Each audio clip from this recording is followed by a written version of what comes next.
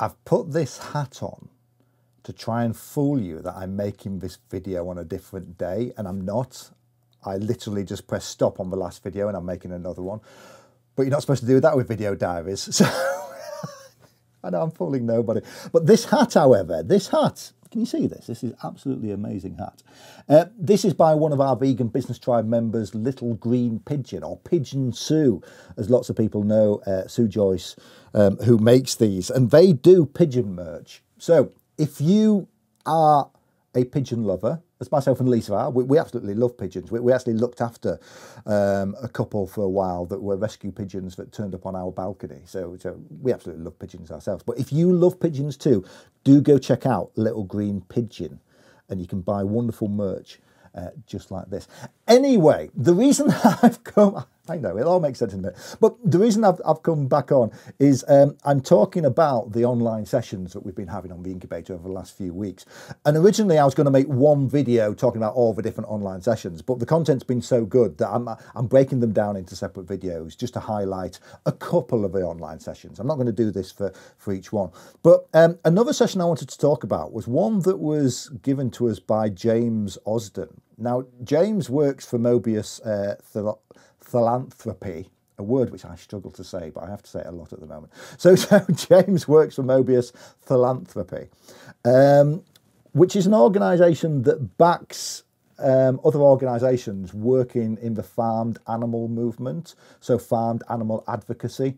And he did a session with us about what actually funders are looking for from organisations. And that was really, really useful as well, because these are sort of the questions that you always want to ask, but you never know if you can. And so he gave us a very good sort of hour-long session on his background. And James had built his own not-for-profit charity. He grew that, and then he went to work for one of the backers, I believe, one of the backers that was backing his charity, to actually help other people get backing.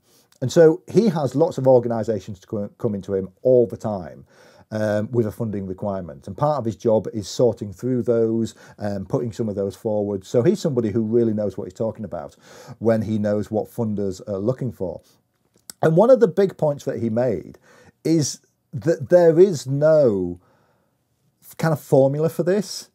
All funders value different things and are looking for different things. A lot of that is personal fit. A lot of that is their background. What are they interested in backing personally? Because a lot of these funds, they are set up by single wealthy individuals who are looking to give back. And so it's their money and they can do what they want with it. And so a lot of the time it's down to what they're actually looking to do, what they've got a connection with. So that's really interesting to know, that you could go to one funder and they'd say, well, these things are really important, this is what I value. But you could go to another funder or backer and they might be looking for something completely different. So that's something always to keep bearing in mind. A lot of the time, though, the funders are really looking to get value for money. So we've talked about cost effectiveness a few times. So they want to know, if I'm going to put X amount of money into this business or this organisation, what impact is that going to make in the world? What positive change is that going to create? So they're looking for this compelling route to making large impact. So even if you're not at the point at the moment where you can make a massive impact with your business or organisation, they're looking for that future potential for that. And maybe by putting some money into what you're doing, that's going to help you get to that point. One thing they're also looking at is who else is backing this sort of area. So are there other organisations trying to solve the same problem as you are, or is that completely neglected and needs somebody to step up and do the work that you're doing? So that's something to highlight as well. If there's nobody else trying to solve this problem, first of all, is that because the problem doesn't really need solving? But secondly, are you in a really unique place to make a change happen that wouldn't happen without you doing this? And in the last video I made, I talked about this term counterfactual, and this comes to play as well. So if these people don't back you, so if you go to one of these funds asking for backing and they just say no, who else is going to back you? What's going to actually happen to your organisation? And that might not be actually somebody coming forwards and backing you instead of them. It might be that you can find that income somewhere else, because, you know, it's not an infinite pot, especially in veganism and animal rights. The amount of backers, the amount of people who are willing to, who've got the funds to put money into organisation, that's quite a small pot. So if there is an alternative for you going and finding that money and that backing, then that's something that they'll maybe push you towards to do as well. So that was really, you know, interesting insight. And we asked quite a lot of questions of James, because we had him for 40 minutes. And one of the questions I asked him about was about how many people in a team do they like to see? Because with Vegan Business Tribe, it's myself and Lisa. But my wife, Lisa, she has taken a step back from the limelight this last year after the birth of our daughter, Arwen. So I wanted to know if these funds liked to see teams of people, or did they invest in just single people, so a single co-founder, single founders of a business or organisation. And he said that, yes, they do like to see a team. They like to see at least 2 people in an organisation, because, you know, you need somebody to talk to. You need somebody to share your tasks with. And I think the impact that one person can have on their own is quite limited. So if you are a solo entrepreneur, or if you are a single founder of your business, that's something to really take notice of. Perhaps you are going to have more impact, and perhaps you are going to grow quicker if you can go find somebody to build a business or organisation alongside or with, to work with as either co-founders or at least collaborating on things as well. And especially if you are looking to get if you are looking to get backing and you are looking to get funding, that's something that might be really important. Not just having one person trying to implement all the stuff you're trying to do, showing that you've got at least 2 people or a team, that can make a big difference as well. One of the questions that I also asked, which again is a question that you never really want to put forward, is how much? How much? If you're going to one of these funds, or if you're going to someone to actually back your business, how much money can you actually ask for? And this was quite enlightening as well, because the first thing he actually came back and said, before he answered the question, was one thing you have to actually consider is your salary that you're proposing for yourself. So if you're asking for funding to actually fund your business or organisation for 12 months, a big part of that is going to be the salary of you and maybe your co-founder as well. So is that a reasonable term of money that you, is that a reasonable amount of money that you're asking for a 12-month period? And initially I thought he was saying, you know, don't ask for too much because you're going to be seen as being greedy. But it's kind of the opposite.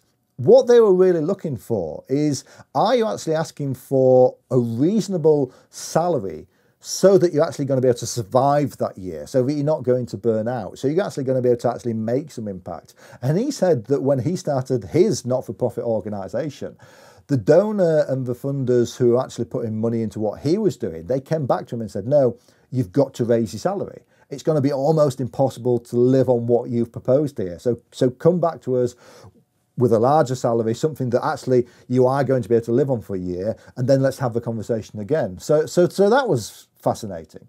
But he did come up with a figure as well. Most people come and ask for about £100,000. Maybe if you've got a larger team, or if you've got 2 people, £200,000 or £200,000 or dollars would probably be the expected ask. But that is still a big ask. Now, most of these donors, they are at capacity. They are already funding people. They've already put aside how much money they're going to invest a year in all these different businesses and organisations, and most of them are already doing that. So, you know, coming to one of these people and asking them for 100 grand, yeah, that's still quite a lump of change that you're asking for as well. So it might be that instead you can ask for a much smaller amount and use that smaller amount to actually give you evidence. So you might be able to go to somebody who is a fund and say, I probably need 100,000 to do this over a year. But if you could give me something like 5,000, maybe 10 or 15,000, I can use that to actually prove what we're trying to do, to prove this initiative. And so I can use that to go and actually run some tests to create my minimal viable product. And then I can come back in 6 to 12 months' time and actually show you the evidence. And then we all know going into this together that it's less of a risk because I've already proven to you what we're trying to do. And that's an interesting way to take it as well. You know, actually, instead of saying, I need 100 grand and I want you to give it to me. You can go in and say, we need 100 grand, but to run a pilot, we only need about 10. And that might be actually a way to start a relationship with a backer or funder that's a little bit easier than trying to start that whole relationship asking for that top money. So, so great. The final point he made actually was on that, was on being, you know, really cost effective and being lean. Even though he's talking about making sure that you are paying yourself a reasonable salary, the less money that you're asking for, the better, because then you can go with just one donor who might be able to cover that full amount.